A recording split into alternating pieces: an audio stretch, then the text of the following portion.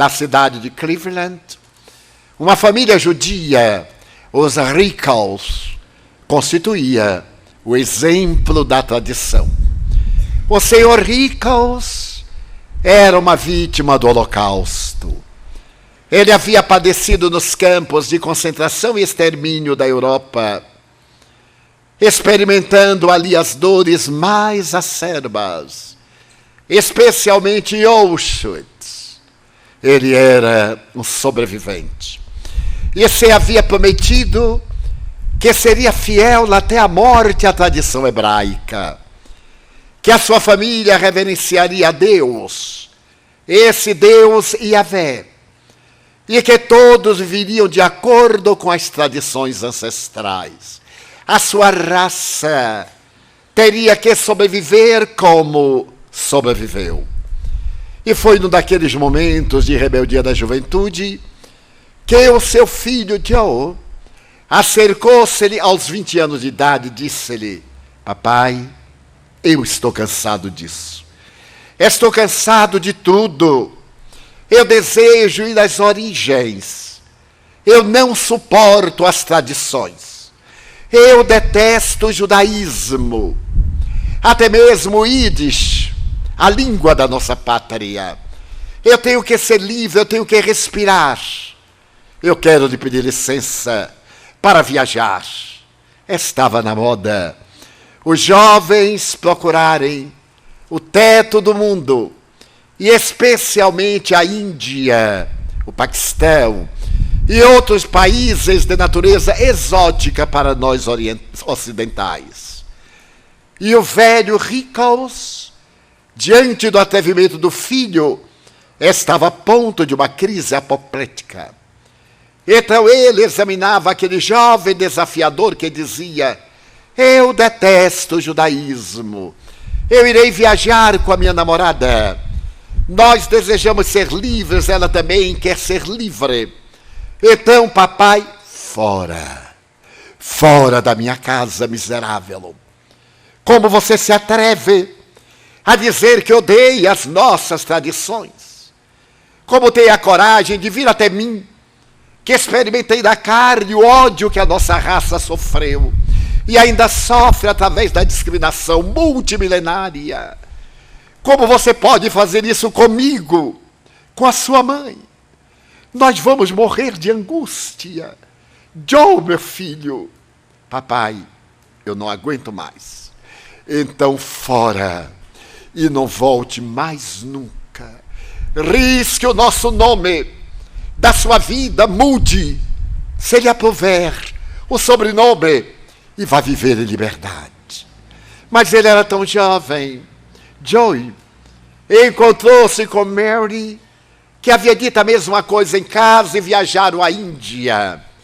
Eles possuíam alguns recursos, porque os pais eram proprietários, possuíam bons depósitos bancários, e eles tinham uma excelente economia. Viajaram e foram viver a experiência da flor e do amor. A Índia fascinante de longe não era a mesma Índia da realidade. Aquele sonho dos marajás, dos gurus do Himalaia, na Índia pestilenta, em que o índice de hanseníase é o mais alto do mundo ainda hoje, da tuberculose e da discriminação. É verdade que Indira Gandhi acabara com as classes sociais e os párias no papel, mas eles ainda se encontram lá carregando o karma, essa pesada expressão sânscrita, que significa o efeito das suas vidas anteriores. Foi então lá na Índia, em Calcutá, uma das cidades mais populosas do mundo já na década de 70, que eles encontraram a Índia Real, os colossais palácios de mármore, adornados a ouro e pedras preciosas, e a imundícia, a ausência de esgotos, do mínimo conforto de higiene e a superpopulação. Mas eram jovens, eram sonhadores, e assim atravessaram os primeiros 5 anos da sua vida. Foi numa manhã ensolarada e abafada de Calcutá que ele estava numa rua e escutou alguém gritar: Joey! Ele voltou-se e encontrou um amigo, um antigo colega da universidade, de Cleveland. Os dois abraçaram-se efusivamente. E o amigo então disse: mas como? Mais de 10.000 quilômetros de distância. E nós nos encontrarmos, isto é um milagre. Ah, Joey, desculpe-me, mas eu quero dar-lhe os meus pêsames. Pêsames? Sim. Você não sabia? Mas sabia de quê? Seu pai. Ele desencarnou, ele morreu. Não me diga. Mas você não sabia? Não, eu não sabia. Eu viajei e não deixei endereço. Então ninguém me podia comunicar. Oh, Joey, perdoe-me. Desculpe-me. Eu não podia imaginar que você ignorasse. O velho Rickles morreu há menos de 3 meses. Mas morreu de quê? Papai era saudável. Bem, morreu... É um diagnóstico difícil. Morreu de tristeza, melancolia. Se é que isso é um diagnóstico. Ele pareceu que foi murchando, perdendo a razão de viver. Ele até visitou Israel há menos de 1 ano. E ao voltar, não era o mesmo homem. Ah, Joe, perdoe-me. Não, eu agradeço. Eu matei papai. Não, Joe, mas o que eu matei? Não foi uma morte natural. Foi um parricídio. Eu matei o meu pai. Ele morreu de desgosto por mim. Eu sou o responsável. Eu o matei.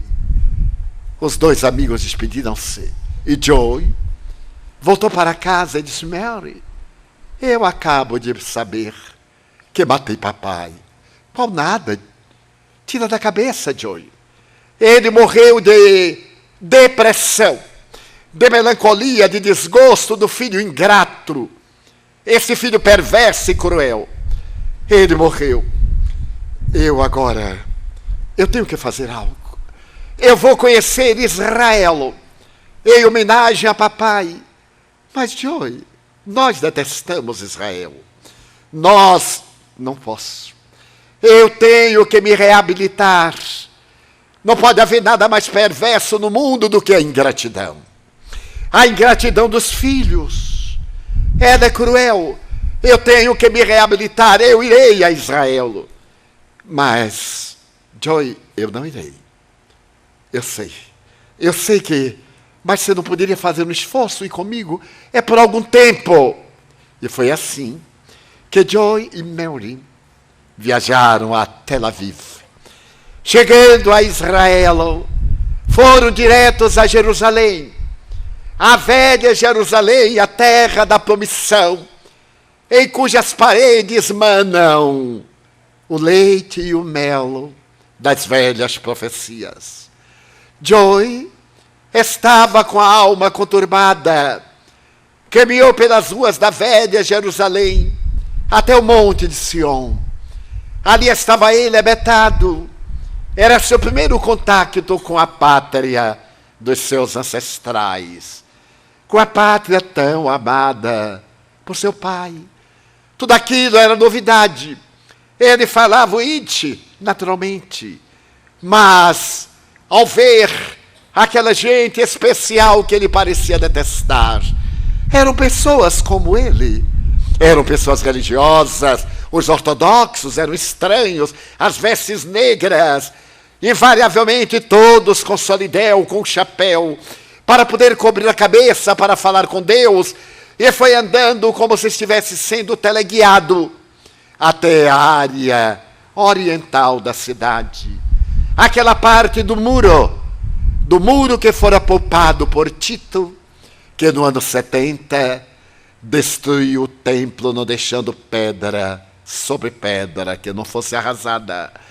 E ali naquela esplanada imensa, diante de pedras colossais de 10 e 20 toneladas, as pessoas adentravam-se por uma porta corrediça e ficava defronte da parede, movendo-se, orando, conforme a tradição, e o que estava escrito na Torá, uma das obras sagradas de Israel. Joe olhou aquele espetáculo, era indiferente, não havia tocado o seu coração, mas era aquilo que seu pai amava. Então, ele resolveu entrar, atravessar aquela pequena barreira. O rabino deixou adentrar-se e disse: cobrir a cabeça. Mas eu não tenho solidão, não tenho chapéu. Pegue ali um jornal, improvise um chapéu, cubra a cabeça. Ele foi, pegou o jornal, dobrou como outros, acercou-se da muralha quanto possível, e diante daquelas pedras que eram e são veneráveis para os hebreus, ele ficou observando todos com uma profunda unção, movendo-se, orando, e ao lado um jovem israelita com o solideu, com as cordas características das tradições, lendo a Torá. Ele voltou-se e perguntou-lhe: o que é que estão fazendo? Ah, você deve ser judeu americano. O seu Yiddish é americano. Estamos orando. Aqui é o muro das lamentações. É aqui que o judeu chora o êxodo, que ele chora a diáspora, que ele agradece a volta. É aqui o lugar mais sagrado de Israel para nós, que não subimos porque não temos a coragem de pisar em o local onde um dia foi o santuário.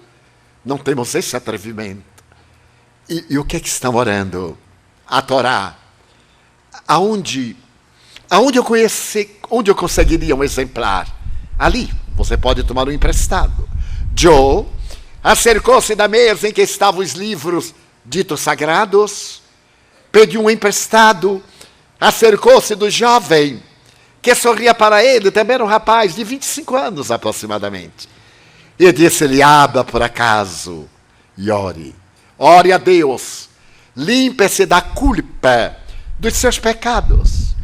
Então Joe abriu casualmente, entre aspas, e abriu no Salmo 114, o Salmo da penitência.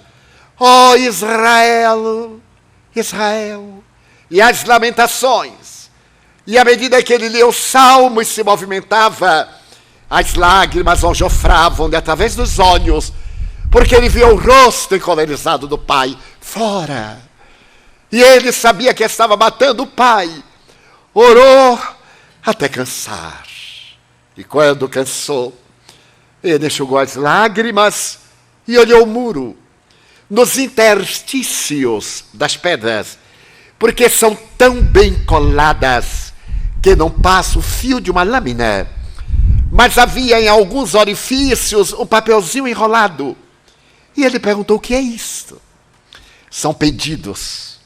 Todo aquele que vem ao Muro das Lamentações coloca um pedido, pede perdão e também põe a gratidão. A gratidão aqui é muito rara. A pessoa escreve num pedaço de papel, mas já não tem lugar. Então Joe disse: eu gostaria de pedir perdão a meu pai. Eu matei meu pai. Matei de angústia. Eu queria pedir-lhe perdão. Você tem um pedacinho de papel qualquer?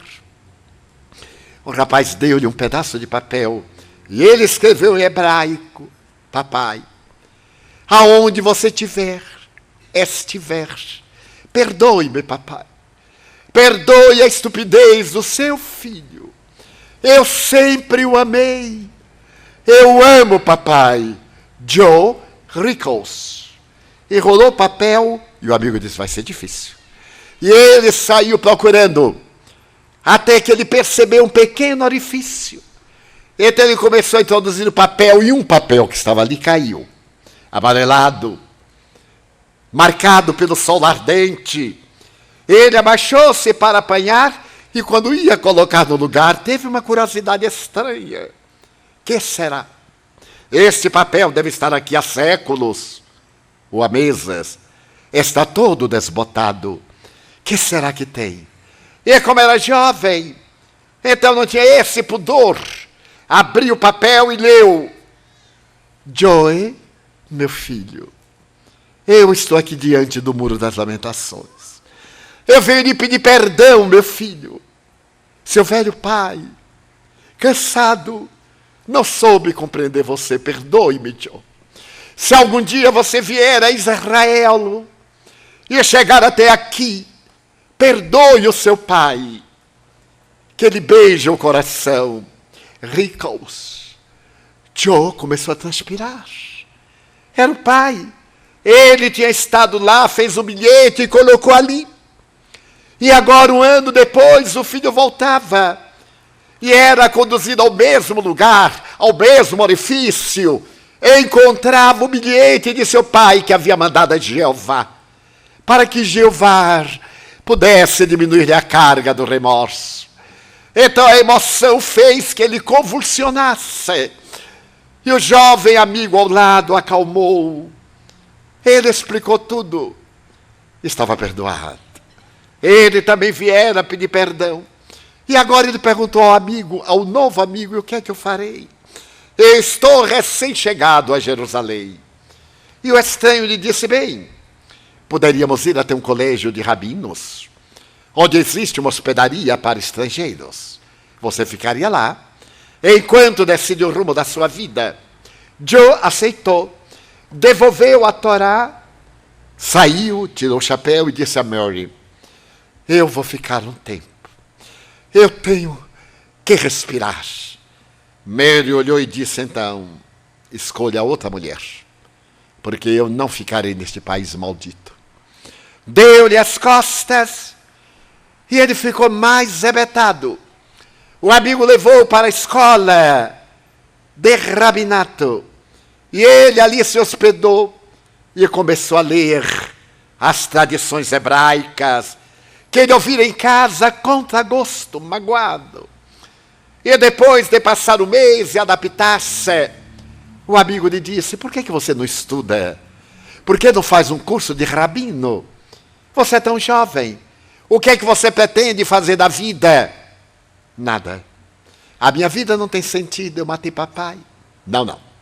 Você já pediu perdão. Você já se reabilitou. Todos nós erramos. E o nosso Deus é feito de amor e de justiça. Você já se reabilitou e agora deseja viver em homenagem ao seu pai. E esse seu arrependimento é tão sincero quanto você aparenta apresentar. Ser rabino judeu para continuar a tradição. E Joey aceitou. Entrou na escola de rabinato e 3 anos depois chegava o momento de receber a honraria. E um dos seus mestres, o chefe da sinagoga, que era um homem admirável e o adotou praticamente como filho, disse-lhe: Joe, você logo mais será rabino. E a tradição pede que os rabinos sejam casados, que tenham filhos, que tenham família. Lembre-se de Abraão, que os nossos filhos povoem a terra e sejam tantos quantos grãos de areia das praias do mundo. E isso somente é possível através do matrimônio, da procriação. Está na hora de casar-se. 28 anos. Não. Eu não me casarei. Eu só tive um amor na minha vida, Mary. E depois que ela se foi... Mas, Joy, você não tem nenhuma namorada? Não.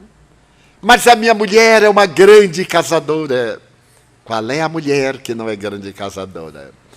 E ela lhe arranjará uma namorada feita especialmente para você. Ela tem olho clínico. Ela já o conhece.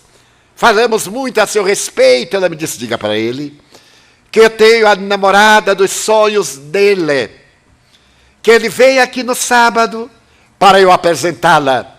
E quero ter a satisfação de casá-lo e de ser a madrinha dos seus filhos. A minha mulher é de uma segurança, você sabe como são as mulheres. São elas que governam o mundo, com uma habilidade que dão a impressão que nós governamos o mundo, governados por elas. É a questão feminina. E Joey disse: bem, Não custa nada o fato de eu ir lá conhecer aquela que ela reservou para mim. Não quer dizer que eu me vá casar. Não há compromisso. Ela lhe apresentará uma jovem, 2, 3, e somente você saberá, e nós outros. E assim, no sábado, às 17 horas, Joey foi à residência do seu rabino para conhecer não só a esposa dele, como também a sua candidata, que o recebeu maravilhosamente. Levou até a sala, era uma escola de jovens estudantes. E então disse para ele, está vendo aquela moça de costas? Aquela, a loura. Eu elegi para você. Vou apresentá-lo. Está bem? Ele sorriu e disse, está bem, vamos lá.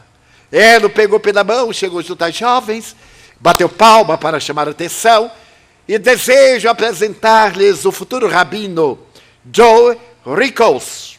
As jovens olharam-no, e aquela jovem loura o olhou. Quando olhou, ele ficou estático. Era Mary. E ele disse, Mary, o que você está fazendo aqui? E você? O que você está fazendo aqui? Bem, eu fui estudar na escola, agora eu serei rabino, e você? Eu, depois que você me abandonou, não, foi você que me largou, não. Qual é a mulher que perde uma discussão? Ele calou. Ela o abandonou, é claro, mas foi ele quem a abandonou pela opção que teve. O raciocínio é muito complicado, só mesmo as mulheres entendem. E então ela disse, eu fiquei andando, vagando, o que é que eu ia fazer da minha vida? A minha vida não tinha sentido, então eu disse de mim para comigo, bem, já que eu estou aqui, eu vou aprender o Yiddish. É uma língua a mais. Eu vou estudar as tradições de Israel. E apaixonei-me pelas nossas tradições. Então uma amiga me levou a esta escola. E eu aqui estou. Os dois abraçaram-se profundamente. E choraram. E logo depois que Joey Rickles recebeu o rabinato de Mary, a distinção de ser a esposa de um rabino, casaram-se. E claro, a história termina aí na narração. Mas eu tenho certeza de que nos contos de fada, poderíamos dizer, e tiveram muitos filhos e foram felizes para sempre. Então é um milagre. Porém, um milagre que tem a mão da transcendência espiritual. Eu tenho a certeza pessoal que o velho Rickles levou o amigo de Joey para encontrá-lo casualmente em uma rua de Calcutá. Eu tenho certeza que aquele pai amoroso deu a intuição ao filho para que fosse visitar Israel. E tenho a certeza de que aquele pai, agora em lágrimas, levou até o Muro das Lamentações. E ele levou a sua mão ao mesmo lugar em que ele havia deixado o bilhete, fazia um ano, com a sua preocupação. E esse mesmo pai levou à escola de rabinos, para que ele reencontrasse o amor da sua vida, com quem construiria uma família. Porque não pode haver nada mais terrível na sociopsicologia da humanidade do que a ingratidão. A ingratidão é uma chaga, filha do egoísmo. Allan Kardec, examinando a problemática do egoísmo no Livro dos Espíritos, estabelece que é a maior chaga da humanidade. E que a única maneira de vencer o egoísmo é através da humildade, da caridade. E é o egoísmo que nos leva a ser imensamente ingratos. Porque a gratidão é muito rara na Terra. E no Evangelho segundo o Espiritismo, em uma página luminífera, existe o estudo sobre a ingratidão dos filhos, especialmente em relação aos seus pais idosos. E na pergunta 685A, nos comentários de Allan Kardec, o Livro dos Espíritos, ele fala a respeito do dever dos filhos para com os pais idosos, que nunca lhes cobraram as noites indormidas da infância, o leite saído do próprio peito, as preocupações da vida. E muitas vezes, quando os pais estão idosos, ou assinalados pelas enfermidades degenerativas, atiram-nos a cômodos velhos ou jogam-nos em lugares de abandono nos hospitais, sem nunca os visitar, esquecidos que também envelhecerão.